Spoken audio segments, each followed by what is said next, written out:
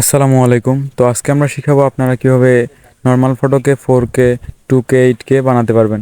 তো এর জন্য ফার্স্ট অফ অল আপনাদের যে কোনো এক ব্রাউজারে, আমি ক্রোম ব্রাউজারটা ওপেন করে নিতেছি। আপনাদের যে কোনো একটা ব্রাউজার ওপেন করে নেবেন।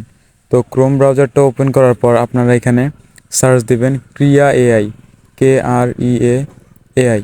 তো এটা সার্চ দেওয়ার পর এইরকম একটা ইন্টারফেস আসবে। তো দ্বিতীয় নাম্বার যে এটা হচ্ছে ক্রিয়া এআই, এখানে চাপ দিবেন। তো এখানে চাপ দেওয়ার পর ফার্স্ট অফ অল আপনাকে এখানে লগ ইন করে নিতে হবে। আমার অলরেডি এখানে লগ ইন আছে। তো এখানে নিচে একটু স্ক্রল করবেন, স্ক্রল করার পর এখানে দেখতে পারবেন ইনহ্যান্স ফটো। তো এইখানে দেখতে পারতেছেন, এখানে চাপ দিবেন। তো এখানে চাপ দেওয়ার পর ড্র্যাগ অ্যান্ড ড্রপ, এখানে চাপ দিবেন।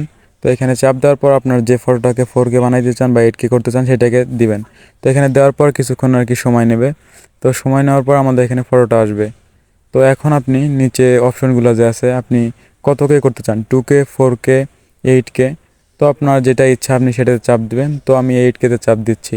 তো চাপ দেওয়ার পর একটু নিচে স্ক্রল করবেন, স্ক্রল করার পর নিচে দেখতে পারবেন যে দুইটা অপশন আছে এআই, এই দুইটাকে ফুল করে দিবেন। তো এরপরে ইনহ্যান্সে চাপ দিবেন। তো ইনহ্যান্সে চাপ দেওয়ার কিছুক্ষণ পরে আমাদের এখানে বানিয়ে দেবে। একটা ভিডিও বানাতে অনেক কষ্ট হয়, তো একটা লাইক তো দেওয়াই যায়, তাই না?